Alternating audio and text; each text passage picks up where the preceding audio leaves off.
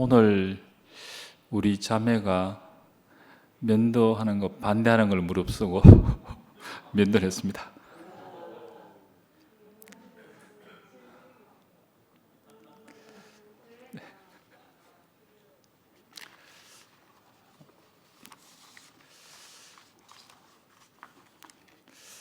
오늘 이 말씀의 기회를 주셔가지고 감사한데요.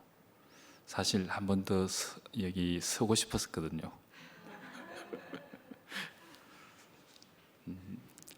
저는 고등학교 2학년 때 대구교에 오고 난 이후부터 성경을 전혀 보진 않았어요. 왜냐하면 제가 전자를 너무 좋아해가지고 성경 대신에 40몇 년 동안 전자책만 보았습니다. 지금도 보고 있지만은요. 근데 종범이 형이 청도를 갔거든요. 매일 청도 가는데 너무 부러운 거예요. 왜냐하면 거기 가서 여유롭게 성경을 보고 싶다 그랬거든요. 제가 꿈꾸고 소망하는 건데, 근데 이제 시간이 허락지 않아서 보지를 못했는데, 이제 그래서 짬짬이라도 한번 볼 수 있는 게 안 낫겠나 싶어서 이제 성경을 펼쳤는데요. 우리 자매는 구약부터 보는 게 좋다. 하나님의 마음을 먼저 알고 신약을 보면은 더 이해가 되고 좋다 그랬는데요. 저는 신약부터 보고 싶다 그랬거든요. 예수님을 알고 하나님을 마음을 알면은 그 아버지의 마음을 더 넓게 알 것 같아가지고요. 그래서 이제 마태복음을 먼저 탁 펼쳤는데 이게 낳고 하는 이 계보가 나오는 거예요. 옛날에 볼 때는 정말 지겨웠었거든요. 근데 지금 보니까는 이 계보가 흘러서 어디로 오느냐, 내 인생으로 오더라니까요. 그래서 이걸 시작부터 이걸 해야 되겠다 그런 마음이 들더라고요. 그래서 하게 됐는데 이 오늘 제가 하는 이 말씀은 모든 게 제 개인적인 주관이기 때문에 틀릴 수도 있고 아닐 수도 있기 때문에 그걸 먼저 양해를 구하고 시작해 보도록 하겠습니다.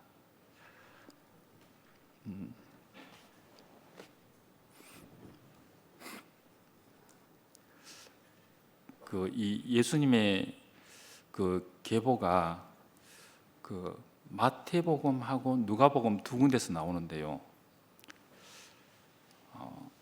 이 마태복음은 아브라함 때부터 다윗을 거쳐서 예수께로 오는 그 계보고, 또 하나는 이 누가복음은 예수님으로부터 거꾸로 올라가는 계보인데 제가 프린터를 반대로 했거든요. 그래서 하나님부터 아담으로 셋, 에녹스 이래 가지고 아브라함을 거쳐서 다윗을 거쳐서 마리아의 계보로 왔는데요. 이게 특이한 게 우리도 다 알다시피 이 5 여인이 여기에 포함되어 있다는 거. 5 여인이 이제 기생 라합, 모압 여인의 룻, 시아버지를 유혹하여 동침한 다말, 또 우라의 아내 바세바, 이런 사람들이 있다는 게 정말 우리나라 족보 같으면은 정말 있을 수 없는 일 아니겠습니까? 정말 족보를 파내는 그런 정도의 건데 이상하게 여기는 올라가 있거든요.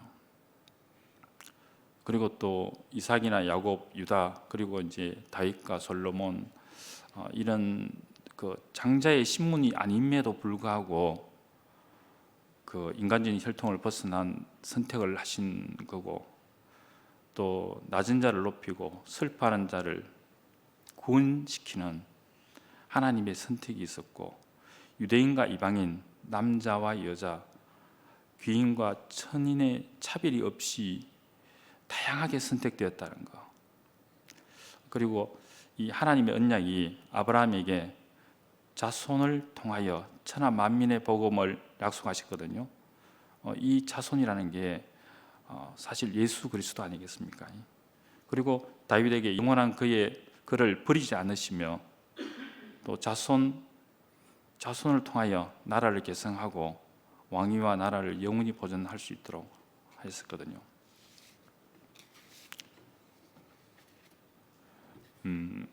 이 마태복음의 계보는 우리가 이해할 수 없는 그런 과정을 거치면서 계보가 흘러왔는데요. 그래서 사람의 상식으로는 알 수 없는 건데, 근데 이 성경이 그 영적인 계보라는 거, 그 하나님 뜻으로 내려왔다는 계보, 저는 이게 정말 은혜인 것 같아요. 왜냐하면 이게 이방인 우리까지 흘러올 수 있다는 게 되기 때문이에요. 그리고 누가복음의 계보는 육신적인 계보, 그 시대에는 그 일부 다처제기 때문에 그 아버지로부터 계승되는 게 아니고 엄마들이 여럿이 되니까는 누구 아버지의 누구 엄마의 아들 이렇게 계승이 되기 때문에 실제적으로 육신적인 계승이거든요. 그래서 이 육신적인 계보가 하나님의 계보와 만나서 하나 되었는 게 저는 이 예수 그리스도님이 오시는 계보라고 생각이 들거든요. 그래서 이 하나님과 사람이 연합되어 오신 분, 이렇게 이제 규정짓고 싶거든요. 그래서 제가 이 하는 일이 제어용 컴퓨터를 설계하고 프로그램을 짜는 일을 이제 주로 많이 하거든요. 조립은 우리 자매가 하지만은요. 근데 이 컴퓨터를 보면은 크게 나눠서 하드웨어와 소프트웨어. 하드웨어는 전자적인 상황이고 소프트웨어는 프로그램이지 않습니까? 아무것도 없는 무거든요. 그 0이라고 볼 수 있는데 그 컴퓨터의 핵심적인 거는 CPU 그래가지고 그 중앙 제어 연산 장치라고 우리가 이제 컴퓨터의 핵심적인 부분이거든요. 이걸로 이어져서 만들어졌는 게 하드웨어, 전자회로로 되어져 있는 거고, 그리고 이제 프로그램인데요. 이 하드웨어만 갖고 있는 거는 깡통이거든요. 아무것도 쓸 수가 없어요. 또 프로그램만 갖고 있는다 하더라도 쓰일 데가 아무것도 없어요. 그래서 꼭 이 두 개가 합쳐져야지만이 온전한 연합이 되어서 시스템을 이루고 작동이 되는 것이거든요. 그래서 우리가 컴퓨터를 쓰는 것이거든요. 사람과 하나님도 마찬가지라고 생각이 들어요. 꼭 우리가 필요한 이유가 하나님의 마음을 담을 수 있는 이 그릇이 있어야 되는 거 아니겠습니까? 그래서 하나님은 우리가 필요한 것이고 우리는 또 하나님이 필요한 것이고, 그래서 서로 간에 없어서는 안 될 이 자리가, 연합된 자리가 저는 예수 그리스도라고 생각이 들거든요. 그래서 이 예수님의 계보가 왜 중요하고 소중하냐, 연합의 그 초석이 되었다는 거, 그게 중요한 것 같고, 또 이 이방인 또 이 계보에 포함될 수 있다는 거. 그래서 사도행전 13장 46절을 보면은 내가 너를 이방의 빛으로 삼아 너로 땅 끝까지 구원하게 하리라 하셨고, 또 모든 이방인들로 주를 찾게 하려 함이라 하셨니, 또 너희에게 아버지가 되고 너희는 내게 자녀가 되리라. 이건 뭐냐면요, 세상 인류의 모든 사람은 될 수 있다는 거 아니겠습니까? 누구든지 될 수 있다는 거. 이게 있다는 게 우리가 구원으로 갈 수 있는 그 시작이 되었다는 거. 이게 너무 감사가 되고, 그 유대 민족이 완전히 망하고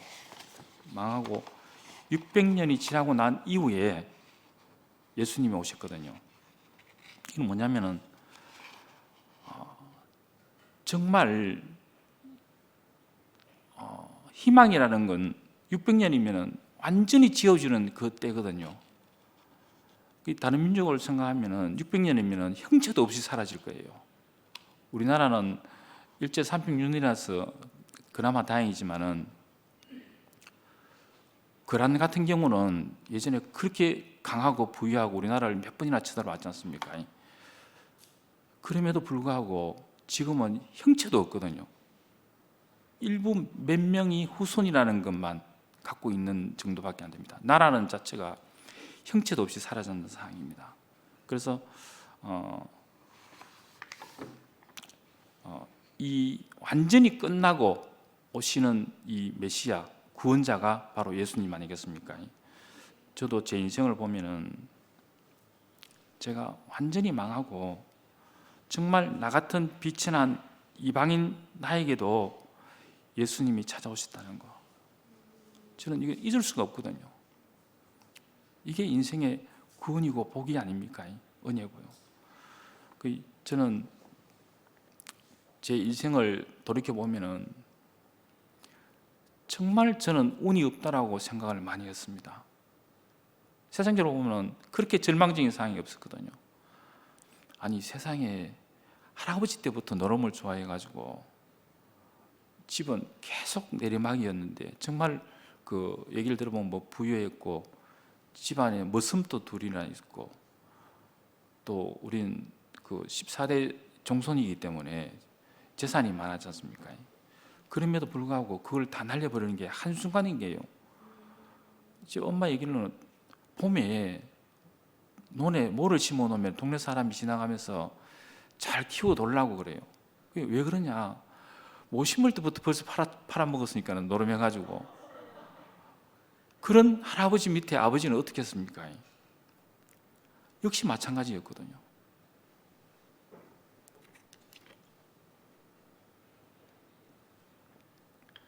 그래서 이제 할아버지 할머니 돌아가시고 난 뒤에 도저히 어머님이 살 수가 없어가지고 모든 재산을 다 처분해가지고 부산으로 내려갔지 않습니까? 왜냐하면 그 사람들이 없으면 노름 안 해도 되니까, 할 사람이 없으면 안 되지 않습니까? 그래서 내려갔는데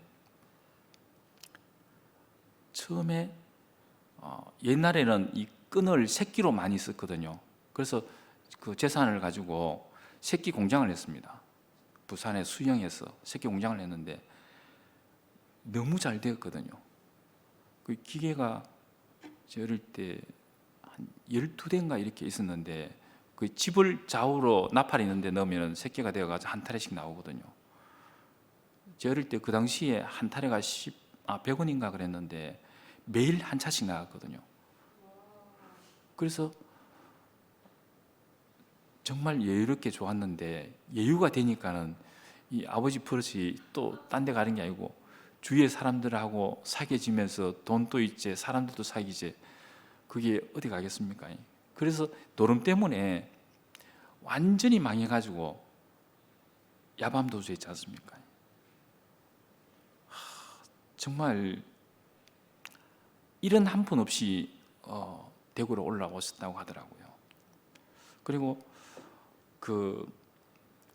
그런 아버지의 불화 때문에 이제 저하고 좀, 저도 고등학교 좀 되니까 머리가 커지니까는 그 아버지 불의를 못 보고 심하게 다퉜거든요. 그래서 왼수가 되어가지고 군에 갔다 오니까는 저보고 집을 나가래요. 집이 시끄럽다고. 매일 싸웠으니까는. 아버지가 맞는 얘기를 하더라도 아버지 자체의 존재를 제가 인정을 안 했기 때문에 아버지 잘못이다, 아버지는 아니다, 제가 또 맞는 얘기를 하더라도 아버지는 아니다, 그래서 계속 이 논쟁으로 살았거든요. 그래서 시끄러워가지고 쫓겨났지 않습니까? 집을 대구에 놔두고. 그래서 나왔는데, 그 아버지 때문에 나왔는데 우리 자매를 만났지 않습니까? 근데 아버지 한 50배 정도 되는 거예요. 정말 감당이 안 되는 거예요. 와, 정말 이 상식과 개념을 넘어서는 상황이니까는 대화도 안 되지요. 저는 상식만 가지고 항상 요구를 했거든요. 뭐라 했냐면, 살림을 기본적인만 살아라, 기본적으로만. 근데 자매는 뒤에 알았는데 자기는 살 낙이 없으니까는, 자기 어머님 돌아가시고 인생에 의미가 없으니까 사소한 걸로 막 쌓였던 게 한번 터지면은, 자매는 뭐라고 했냐면은, 나는 그래 살 수 없는 사람이다, 나는 지금이라도 죽고 싶다, 그러면서 일어서서 정말 세면벽을 계속 머리를 박아버리는데 제가 감당이 안 되지 않습니까? 항복. 그런 생활들을 계속 해왔습니다. 그리고 또 제가 보증을 쓰지 않습니까? 남 같으면 절대 안 써주는데요. 아니, 아버지 회사에 보증을 써달라고 그런 거예요. IMF 때 이제 어려운 상황이 돼서 당자 두 건, 일반 세 건 해가 5건을 돌렸는데요. 그 금액이 어마어마했거든요. 그래서 광급 공사를 많이 했기 때문에 그래도 넘어갔었는데, 건설회사를 하셨는데요. 그에 받은 일반 은 거진 다 터져버렸어요. 그래서 저도 이제 보증서라니까 도망을 가버렸거든요. 내가 왜 보증을 써야 되냐고. 그래서 한 3일 있다가 자행이 연락이 와가지고, 너는 젊으니까는, 그리고 또 요번 5번에 공사를 끝내고 다 정리할 거니까는 네가 평생 너 때문에 부도났다는 소리 안 듣는 게 안 좋으냐. 안 그래도 사이가 안 좋은데. 그래서 제가 보증을 쓰고 사채 보증까지 썼거든요. 그게 몇 억인데 일주일 남겨놓고, 준공 일주일 남겨놓고 부도 나가지고요. 저도 대출할 수 있는 건 다 하고, 자매도 대출할 수 있는 건 다 하고, 사채보험까지 다 쓰고 그랬는데 완전히 망했거든요. 아버지 회사도 망하고 저희 회사도 망하고. 그래서 몇 년마다, 한 3년마다 집에 빨간 딱지 붙여가지고 공매하러 오는 거예요. 그래서 저희 집은 좋은 걸 절대 안 사놨거든요. 새 거를 사지를 못했습니다. 그리고 또 자매도 교통사고 나가지고 대수술 3번 했지 않습니까? 아이 잃어버렸지요. 또 우울증 오지요. 그래서 제 인생은 이상하게 계속 내리막인 거예요. 오르막 자체가 없는 거예요. 그러다가 저도 아파트 청약을 했는데 6천만 원 대출을 해가지고 줬는데, 이 아파트 짓는 회사가 부도내가지고 또 다른 보증업체에서 다시 받아서 짓다가 파산을 해버리는 거예요. 이 아파트는 1순위가 은행이 돼버리고 저희들은 3순위가 되더라니까요. 그래서 돈 한 푼도 못 받고 소송을 했는데 되질 않는 거예요. 그리고 제가 대구교회 와서 정말 억울한 생활을 많이 했거든요. 천하에 없는 대구교회라는 게 정말 천하에 없는 대구교회더라고요. 그런 것들을 돌이켜보니까는 정말 내 인생은 운이 없는 사람, 이렇게 질질이 운이 없는 사람이 있을 수 있느냐, 이런 자리까지 오던데요.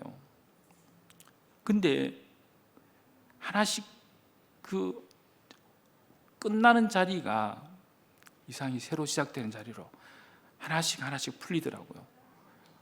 그 현실적인 게 풀리는 게 아니고 영적으로만.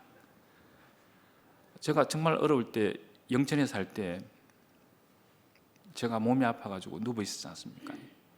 우리 자매도 아파서 누워 있었고, 우리 아들도 갓 태어나서 아무것도 못해서 누워 있었고, 정말 3명이 하루 할 수 있는 건 누워 있는 것밖에 아무것도 없는 거예요.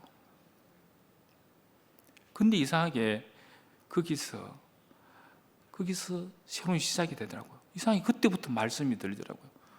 제가 교회 온 지 딱 10년이 됐거든요. 그러면서 이 예수께로 가는 길은 하나씩 열리더라니까요. 그래서 그때 생각을 했습니다. 하나님이 나를 이끄시는구나. 어디로? 예수의 생명 안으로, 예수의 운명 안으로. 이게 우리 인생의 복이 아니겠습니까? 그래서 저는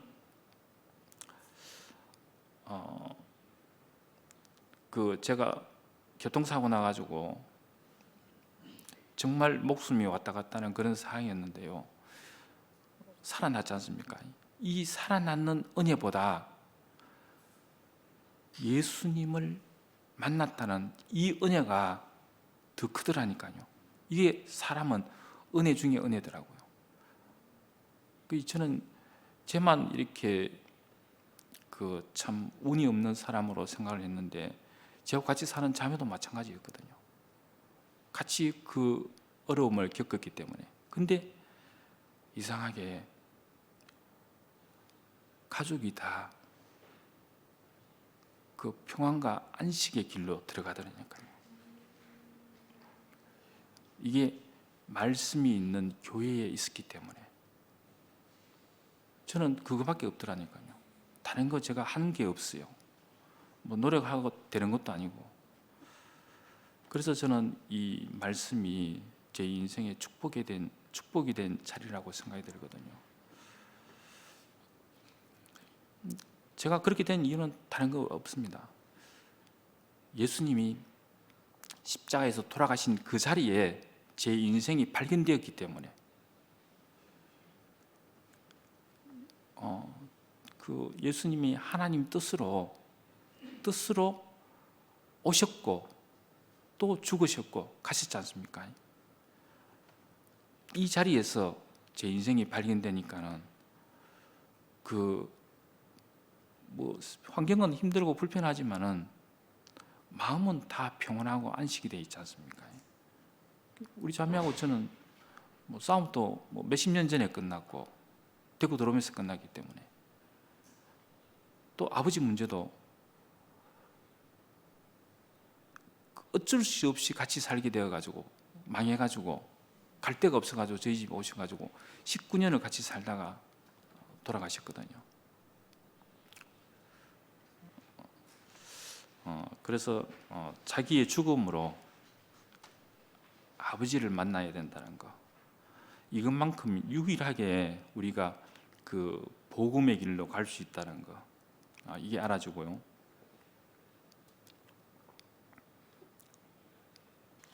그 마태복음 4장 4절 보면 예수께서 대답하여 이르시되 기록되었으되 사람이 떡으로만 살 것이 아니요 하나님의 입으로부터 나오는 모든 말씀으로 살 것이라 하였느니라, 이렇게 되어 있는데요. 저는 처음에 정말 헷갈렸거든요.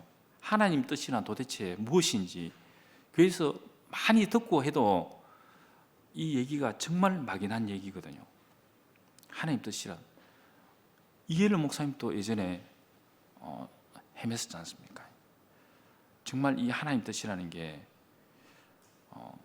보통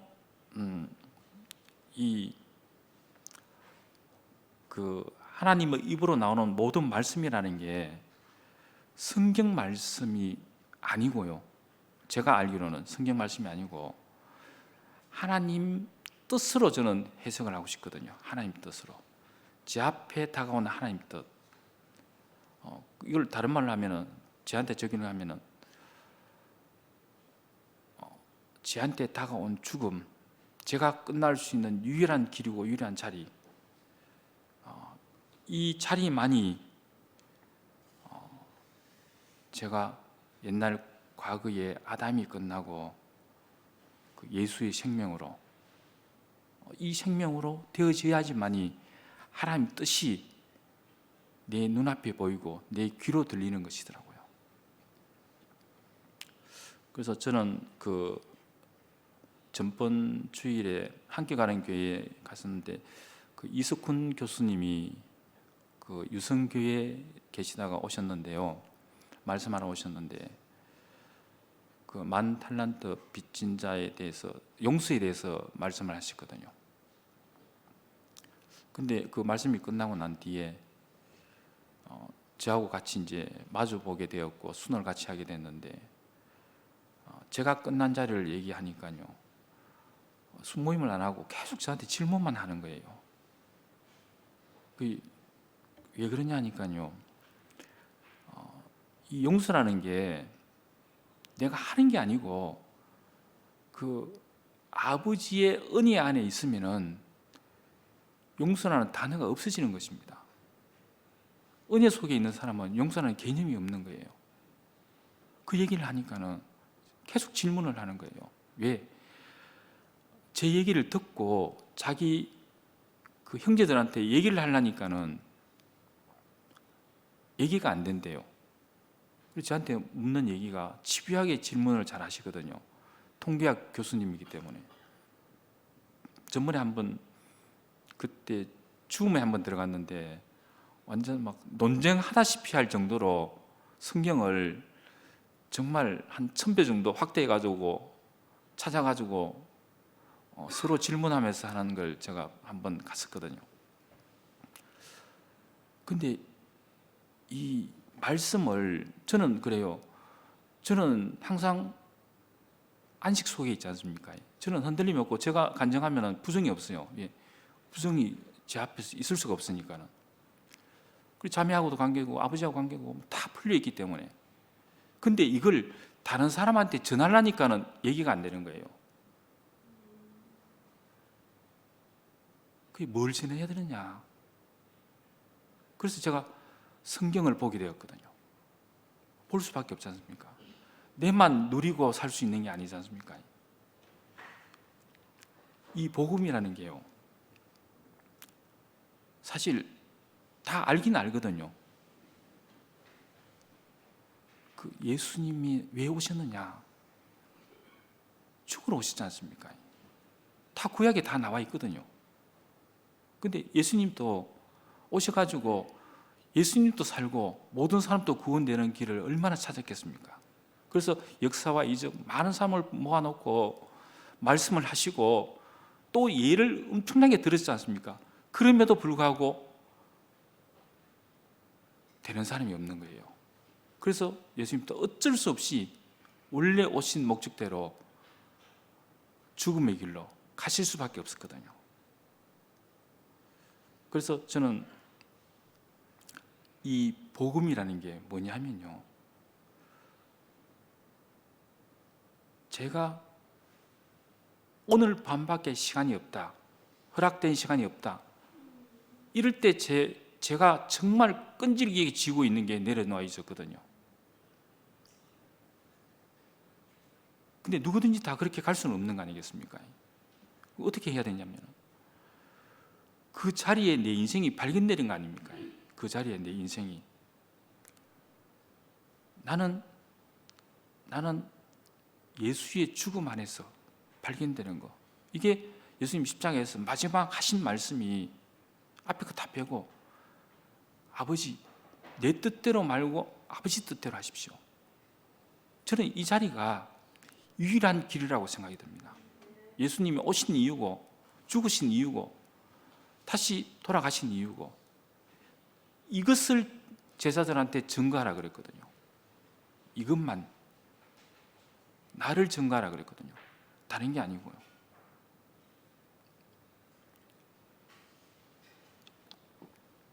신문의 얘기도 들어보면은 틀린 건 없지 않습니까? 근데 주장을 하니까는. 그래서 저는 그 이석훈 교수님한테 뭐라 그러냐면은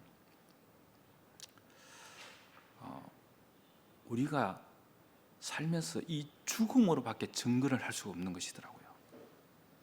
내 죽음으로. 실제 죽는 게 아니고 죽을 수밖에 없는, 예수의 생명 안에서 죽을 수밖에 없는 이걸 증거하는 것이더라고요. 저희들도 의료기를 생산하고 있지 않습니까? 의료기는 정말 판매하기 힘들거든요. 근데 너무 쉽게 팔 수 있는 곳이 있어요. 어디냐면요, 이 의료기를 써보고 난 이후에 이렇게 치료가 잘 되는 게 없다.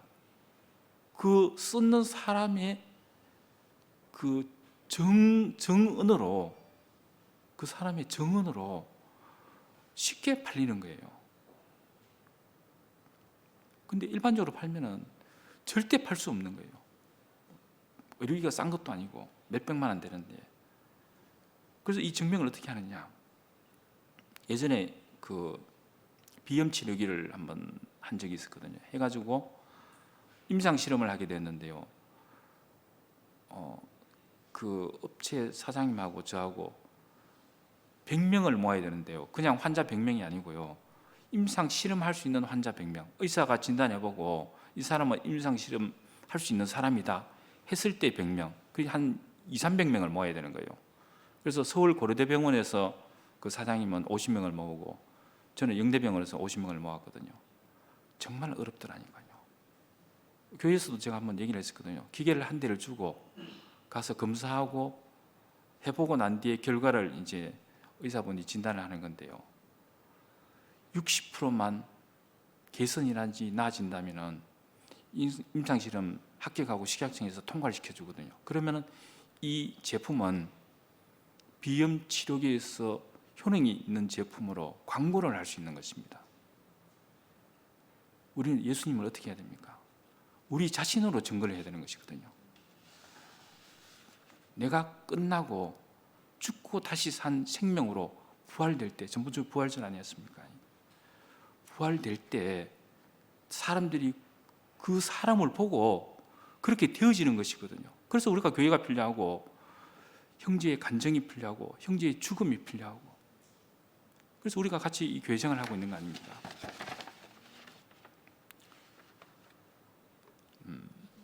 그래서 이 죽음이 요한복음 14장 6절에 보면은 예수께서 이르시되 내가 곧 길리요 진리요 생명이니 나로 말미암지 않고는 아버지께로 올 자가 없다 그랬거든요. 또 요한복음 3장 3절에 예수께서 대답하여 이르시되 진실로 진실로 내가 이르노니 사람이 거듭나지 않으면 하나님 나라를 볼 수가 없다 그랬거든요. 이건 뭐냐면은 아브라함을 보면은요, 자기 죽음이거든요. 이삭을 모리아 제단에 드리라는 것은 자기보다 더 소중한 이삭을 자기 손으로 죽이라는 거 아닙니까? 아브라함의 죽음이거든요. 이삭도 거기서 죽음이고요. 그 자리에 가야지만이 하나님을 만나고 하나 되고 새 생명을 얻는 부활의 길로 가는 거 아니겠습니까? 이 아브라함이 왜 그런 하나님의 명령을 받았느냐 하면요, 이스마엘을 보내고 이제 이삭밖에 없는 그 자기의 그 상속자를 정말 교육을 열심히 시켰거든요. 모든 걸 팽개치고 자기의 노력으로 이삭을 키운다면 하나님이 가만히 있겠습니까? 그래서 이삭의 죽음을 요구했는 것이거든요. 그래서 그 자리가 예수님의 죽음이 아니겠습니까? 이 죽음이 우리한테는 복음이 되고 그 길을 따라가는 사람은 구원자가 되는 것이더라고요. 새 생명, 부활 생명 아니겠습니까? 그래서 제 인생의 유일한 복음은 그 예수님이 자기가 끝나는 자리, 그 자리에 가야지만이 내가 끝나고 우리가 끝나는 길이니까요. 저는 오늘 이 원고를 쓰면서 날짜를 딱 적는데 보니까 2024년 4월 4일인 거예요. 사가 3개나 들어간 거예요. 사가 죽음이라는 거 아닙니까? 저는 오늘 사실 죽음을 얘기하러 왔거든요. 하나님은 우리한테 뭘 요구하겠습니까? 이 죽음이거든요. 내 안에 있는 내 의의 죽음, 이 죽음이 끝날 수 있는 유일한 길이 예수님 아닙니까? 십자가로 가신 그 예수님. 요한복음 21장 18절 19절에 보면 내가 진실로 진실로 이르노니 내가 젊어서는 스스로 띠띠우고 원하는 곳으로 다녔거니와 늙어서는 내 팔 벌리리니 남이 내게 띠띠우고 원하지 아니하는 곳으로 데려가리라. 이 말씀을 하시면 베드로가 어떠한 죽음으로 하나님께 영광을 돌릴 것을 가리키십니다. 이 얘기는 그 십자가에서 죽은 예수님의 죽음이 내 죽음으로 발견될 때, 내 죽음이라고 인식이 될 때, 그때 되어지는 것이거든요. 저는 전에 주원이나 등라인 누나가 계속 그 얘기를 했을 때 정말 아멘이었거든요. 그럴 수밖에 없는 것이거든요. 우리는 어쩔 수 없어도 다 그 길로 갈 수밖에 없는 것이더라고요. 나중에 때 되면 다 죽게 돼 있지 않습니까? 저는 이런 생각도 해봤습니다. 사람의 근육이 두 가지가 있거든요. 내 의지대로 움직이는 근육과 내 의지대로 움직일 수 없는 근육이 있거든요.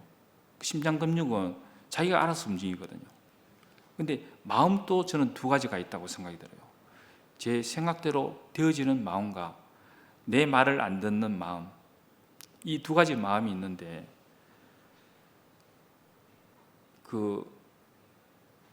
정말 죽을 죄를 지었는 죄인이 판사 앞에 딱 서서 판결을 받는데요. 그래도 살 수 안 있겠나? 이 다른 하나의 마음이 그래도라는 게 있을 거 아닙니까? 생각하는 이 마음은 내가 죄를 지었으니까 죽어야 되지만, 하지만 내 속에 있는 다른 한 마음은 살고 싶다는 욕망이 있는 거 아니겠습니까? 이게 인간의 본능이라 그러더라고요. 근데 판사가 사형 땅땅땅 그러면은 그 다른 마음이 포기를 한대요. 내려놓는다 그러더라고요. 저는 그래서 이 교회 생활이 다 그럴 거 아닙니까? 저도 그렇지만은요. 많은 일과 사건들과 연단과 과정을 다 거치면서 이 다른 내가 통제가 안 되는 다른 마음이 계속 꺾이는 것 같더라고요. 이게 저는 교회 생활이라고 이제 생각이 들거든요.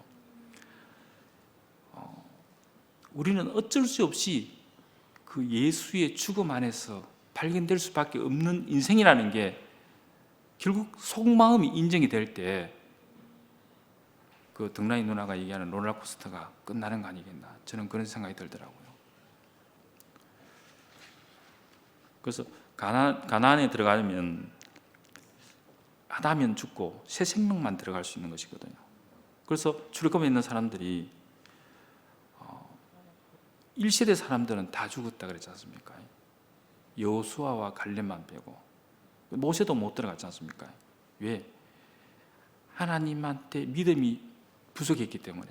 마지막 들어가라 하는 자리에서 들어갔으면 됐는데 혹시 하는 이제 자기 민족을 사랑하는 마음은 있었지 않습니까? 혹시 들어가서 죽을까 싶어가지고 12지파에 정탐꾼을 보냈지 않습니까? 그걸로 인해서 많은 사람들이 죽고 다시 돌아와서 광야 생활을 하면서 1세대들이 죽을 수밖에 없는 그런 자리로 가는 것이거든요. 그래서 그 가나안에 들어가려면 결국 죽어서 들어가란 그 길이더라고요. 그 예표가 예수 그리스도 아니겠습니까? 그 시대에 또 예수 시대에 예수를 믿으면은 죽을 각오를 하고 믿어야 되는 것이거든요. 왜냐하면은 잡히면은 죽음이기 때문에. 그냥 죽음이 아니고 정말 비참하게 죽는데, 믿는 자는 그 죽음을 두려워하지 않았다 그랬거든요. 죽을 때도 해맑게 웃으면서 죽었다 그러거든요. 그럼 뭐냐 하면은 믿는 즉시 자기는 죽음을 지나서 새 생명으로 살았기 때문에 그 죽음과 관계없이. 저도 중환자실에서 살아서 나왔지 않습니까? 그러고 난 이후부터 이상하게 제가 죽음을 두려워하지 않더라고요. 다시 죽으면은 하나님 때에 저를 데리고 가시는구나, 이렇게 인정이 되니까요. 그 예수를 인정하는 사람은 아버지 뜻을 인정할 수밖에 없고, 그 인정하는 사람은 참 아버지가 있는 사람 아닙니까? 그래서 저는 이 예수의 생명이 정말 생각하면 생각할수록 정말 신기한 거예요. 정말 위력적이고 온 인류를 듣고도 남을 정도. 생각보다 시간이 빨리 잘 가네요.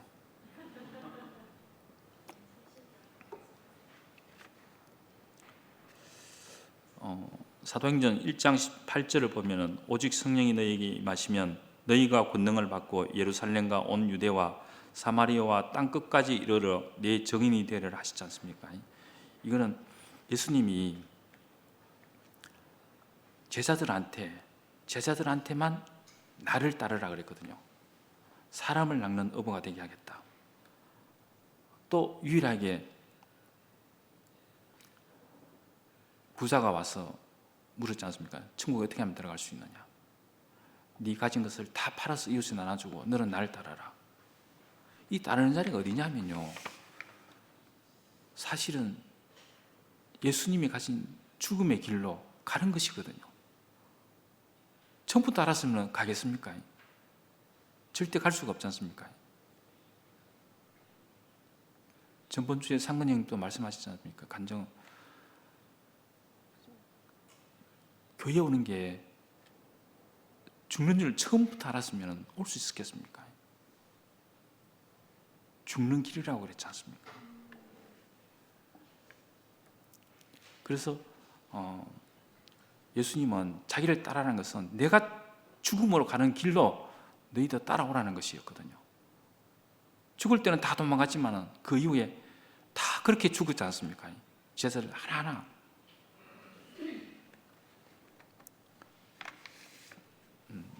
그리고 누가복음 12장 20절, 하나님은 이르시되 어리석은 자여 오늘 밤에 내 영혼을 도로 찾으려니니 그러면 네 준비한 것이 누구의 것이 되겠느냐. 이 세상에 아무리 억울한 일이 있다 하더라도요, 오늘 밤이 내 마지막이라면 어떻게 하겠습니까? 억울함, 내가 쥐고 있는 어떤 것이라도 내려놓을 수밖에 없는 자리거든요. 이게 예수님이 우리한테 보여주는 길이 아니겠습니까?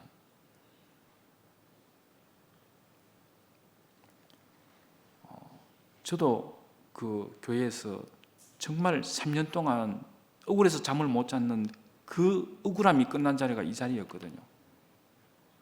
오늘 밤밖에 내한테 주어진 시간이 없다는 거, 의사가 그렇게 설명을 하는데요, 정말 막 눈앞이 깜깜한데 내 살아왔는 인생이 파노라마처럼 쫙 지나가는데요, 근데 이상하게 그때 말씀이 살아나는 거예요.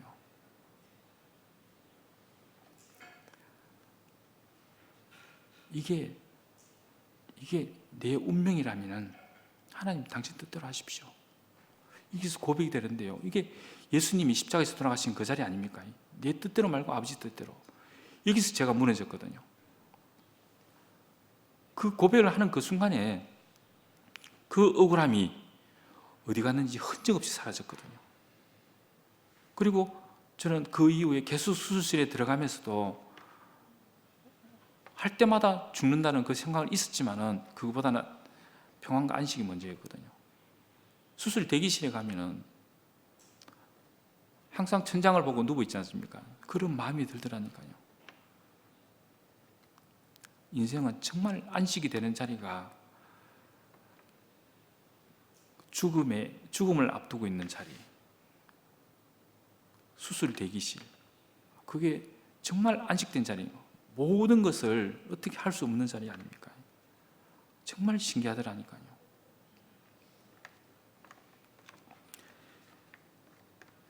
그래서 저는 그 오늘 밤밖에 허락된 시간이 없다는 걸 그날 밤에 많은 생각을 해봤습니다.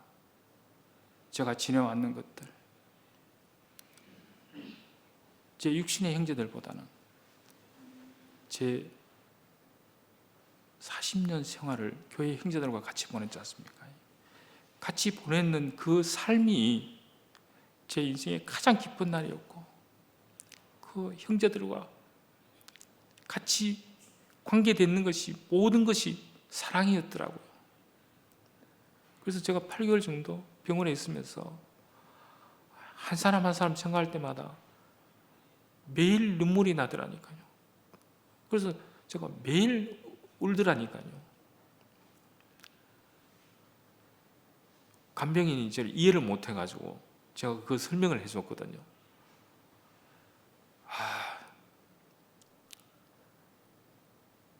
사람의 인생이란 이렇게 기쁠 때가 없더라니까요.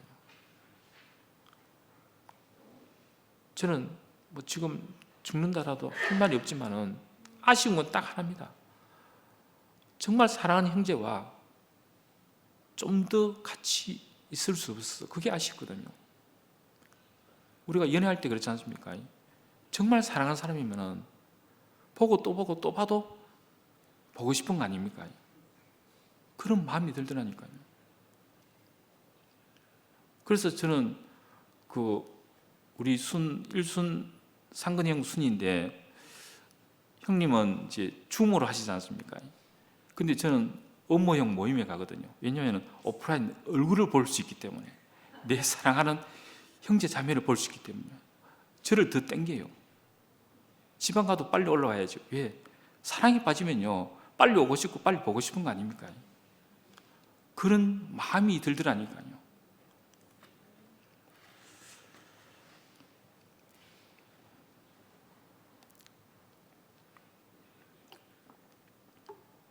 그래서 예수님이 얘기하시지 않습니까? 수고하고 무거운 짐 진다더라, 다 내게로 오라. 내가 너희를 쉬게 하겠다. 뭐냐면 지고 있는 거 아무리 지고 있어도 못 내려놓지 않습니까? 오늘 밤이 마지막이라는 이 예수의 운명 안에 딱 서면은 자기도 모르게 없어지는 거예요. 그래서 군에 가는 사람들은 뭐 웬만한 죄가 있어도 안 묻지 않습니까? 왜냐하면 군에 가서 죽을 수 있기 때문에. 전시 때는 더 그래요. 지금은 죄 있는 사람 군에 못 갑니다. 6개월 이상 실형받은 사람들은 군 면제입니다. 군 면제. 제가 그런 일을 했었기 때문에 동사무소 했어요. 근데 전쟁 났을 때는, 전시 때는 설사 사람을 죽였다 하더라도 군대 가면 다 봐줬거든요. 모든 것을 용서할 수 있는 유일한 곳, 예수님이 가신 그 죽음의 자리, 그 죽음의 길. 좀 시간이 좀 많이 간 상황으로 제가 좀 줄여서 마무리를 짓도록 해보겠습니다.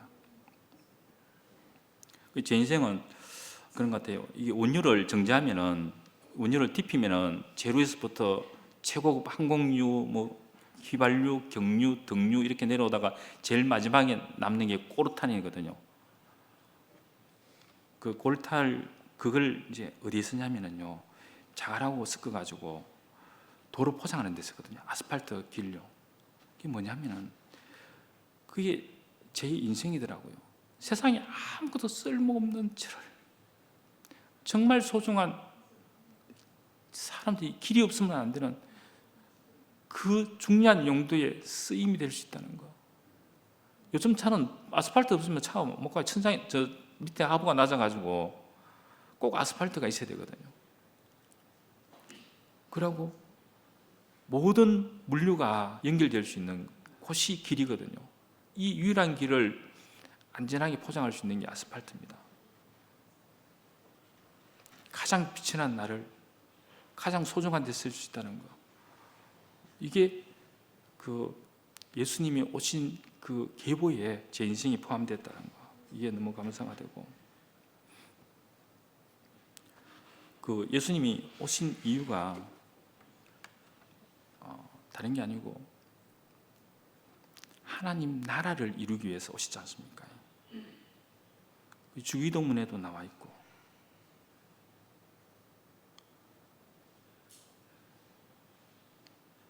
그래서 예레미야에 보면 31장 34절에 보면 그들이 다시는 각기 이웃과 형제를 가르쳐 이르기를 너는 여호와를 알라 하지 아니하리니 이런 작은 자로부터 큰 자까지 다 나를 알기 때문이라. 내가 그들의 악행을 사하고 다시는 그 죄를 기억하지 아니하리라. 여호와의 말씀이니라. 우리나라 한글이요, 정말 과학적으로 잘 되어 있거든요. 근데 외국 사람들이 배우려고 하면 너무 어렵고 힘들다 그래요. 왜냐하면요, 이 같은 단어인데 뭐 됐다 이 얘기가요, 억양에 따라 가지고 안 됐다는 얘기도 됩니다. 길게 빼면 이거 안 됐다는 거 있거든요. 그럼 얼마나 어렵겠습니까? 근데 한국에 태어나는 사람은요, 저절로 한글이 되는 거예요. 한국말을 저절로 하게 된다는 거예요. 그래서 저는 이런 생각을 해봅니다. 정말 그 십자가에서 끝난 그 예수의 생명으로 이루어진 사람들이 모여 있는 그 나라가, 그 이후에 태어나는 사람들은 어떻게 했습니까? 다시는 예수의 십자가의 생명으로, 죽음으로 갈 필요 없다고 안 그러겠습니까? 제 아들이 옛날에 그런 간증을 많이 했거든요. 자기는 태어나니까는 대구교회에 있더라. 눈을 뜨니까는. 이게 자기 인생의 축복이었다 그랬거든요. 그래서 얼마 전에 이제 안 좋은 일이 있어가지고 교회를 완전히 접었는데, 안 좋은 일이 있어가지고 이때 아니면 제가 얘기를 못 하거든요. 항상 하나님 또 그 때에 얘기를 하시더라고요. 그래서 저도 그랬죠. 어느 교회를 가더라도 이제 하나님 말씀을 듣고 살아야 안 되겠냐, 가겠대요. 근데 어디에 가야 되느냐, 정말 막연하더라니까요. 갈 만한 데가 없어요. 여기는 투표용은 젊은 사람이 없지요. 함께 가는 그 교회도 젊은 사람이 없는데 자기가 가고 싶진 않는 거예요. 그리고 우리 자매가 가는 일반 교회, 장로교회, 거기도 좋다. 일단 한 번씩 다 가봐라. 가보고 네가 가고 싶은 데 가라. 그래서 전번 주 일요일날은 여기 김재영이가 하는 그 올리브 모임, 거기 가본다 그러면서 갔었거든요.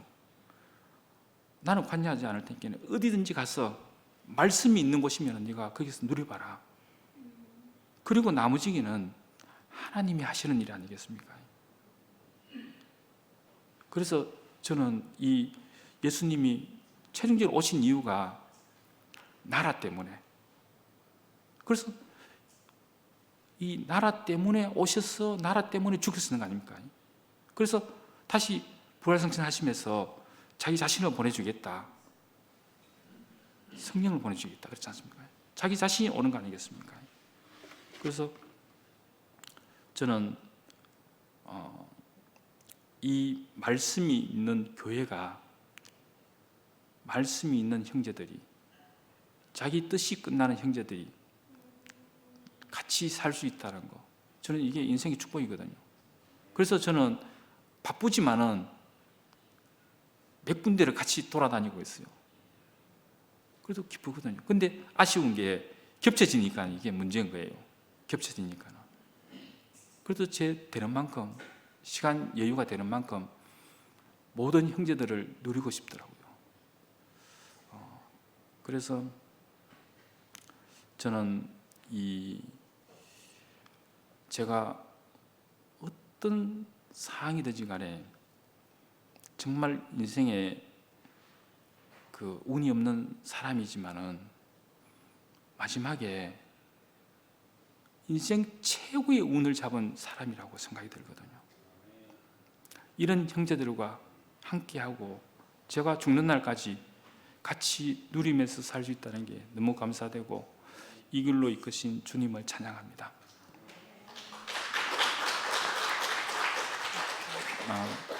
기도를 하겠습니다. 감사하신 하나님 아버지, 저희들은 예수의 계보에 들 수 없는 이방인이었지만은 하나님의 은혜로 예수의 계보에 들고 그 예수의 생명을 누리고 예수의 은혜로 다시 아들의 자리로 참 아버지를 만날 수 있는 영광을 주신 게 너무 감사드리고 예수님의 이름으로 기도를 드렸습니다. 아멘.